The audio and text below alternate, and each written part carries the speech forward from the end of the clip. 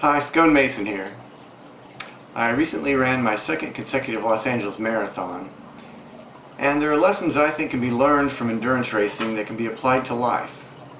Among these is how religion and God worship basically promote a worldview that is bluntly ass backward. Religion tells people to worship death, to long for the afterlife, to live their lives with the only consideration being what happens after they are dead. Information that the clergy promoting these ideas cannot possibly know. They even admit they don't know what happens after death, hence the need for faith.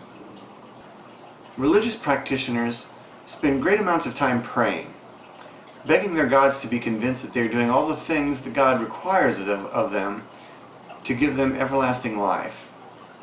Allegedly, after the end of the only true life we really know. Religionists do this begging, using the time they have, the beautiful, valuable, and finite time that we all have in this life, without any return on their temporal investment other than sham confirmation from clergy who have ulterior motives. Rest assured that the money that churches gather in this life is not spent in the afterlife, but in the current life by the clergy. Much of it is spent to guarantee the addition of more funds, enacting an unending cycle of greed. All the while, the people who actually earn that money sit quietly begging a being they can't confirm the existence of for rewards there are no evidence for. And the only people telling them they are doing the right thing are the ones who spend the money. Life is not a destination, it is a journey. The only thing we know for sure about life is that someday we will die. Many people fear this knowledge, refuse to contemplate it, or even deny it with fraudulent religious promises. Yet there is no fact plainer than death. Therefore, life has no final destination, just an end. And what gives life meaning is the journey before the end. When running a marathon, a runner begins with a step, followed by approximately 13,000 other steps. It is these steps that compose a marathon, not the final crossing of the finish line. After the race is over, it is those steps you think about.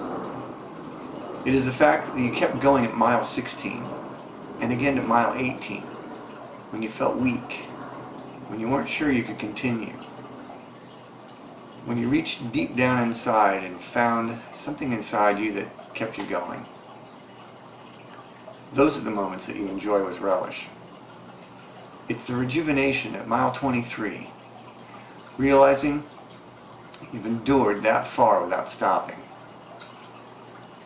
That's what gave you joy the next day when you're soaking your feet. It is not the area after the finish line that keeps replaying in your mind as the great achievement.